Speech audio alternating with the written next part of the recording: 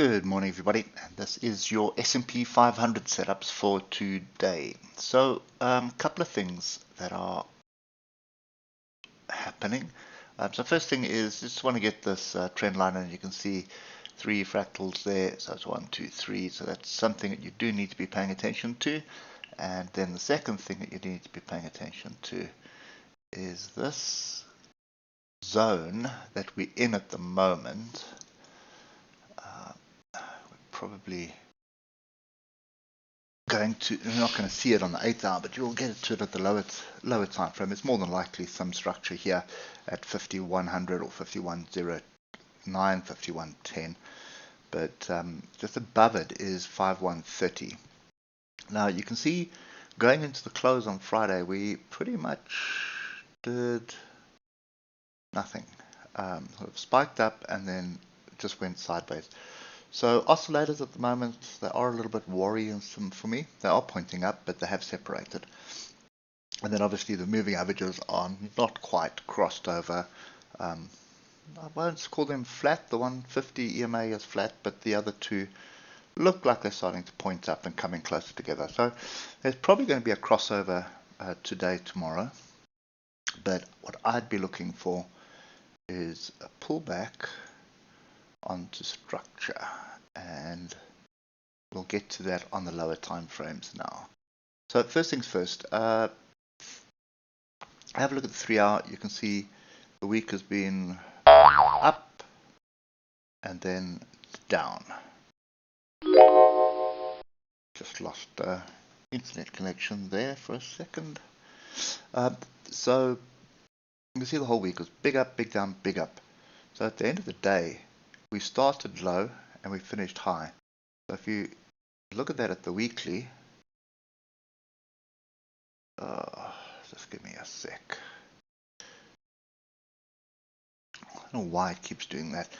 So if you look at this in the weekly, that is a big, juicy inside weekly bar there, right? So we're still sort of in a bull trend, as you can see. And look at my oscillators; they have separated slightly on the weekly, and potential rollover, but we've got some big earnings coming out this week. We've got the remainder of the FANG stocks. We've got Apple and Amazon, I think it is, this week.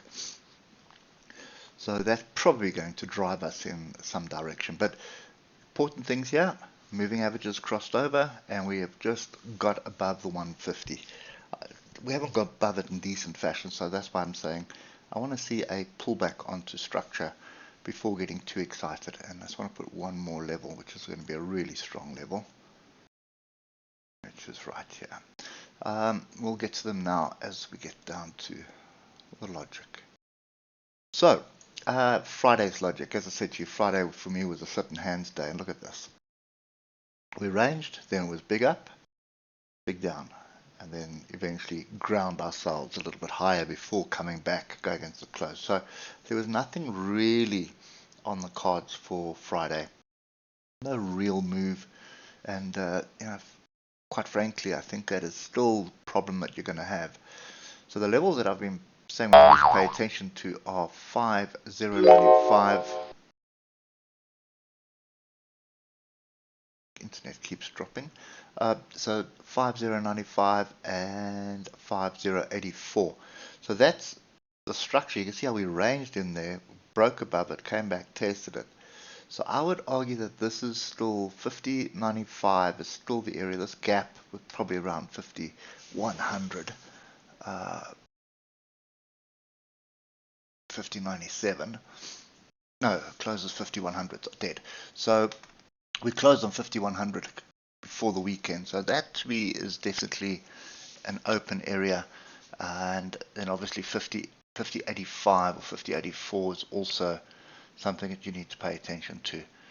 So the bigger level down here at 5042, and if I just move that slightly up, that should be 5050, yeah, 5051.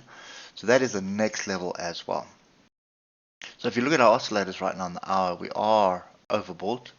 So I would not want to be jumping in long up here. I'd rather wait for a pullback on structure.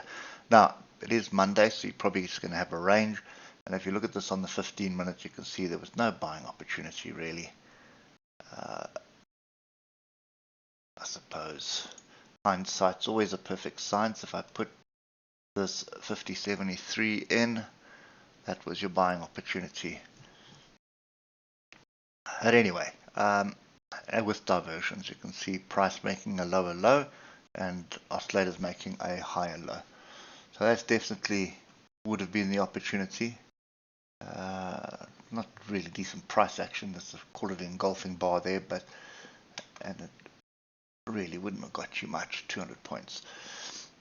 So for today, I'm looking for a pullback onto 50.95, 5100 area.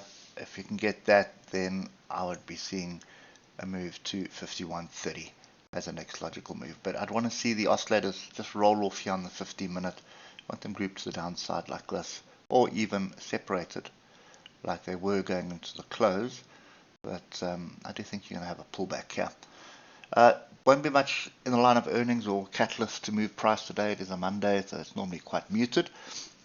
So often what happens is you find us just ranging, and I think the lower end of the range would be 50.50, the upper end of the range would be 51.30, but it could even be between 51.09 and 50.74 or 50.84. But these levels I've given you here are probably the key levels for today.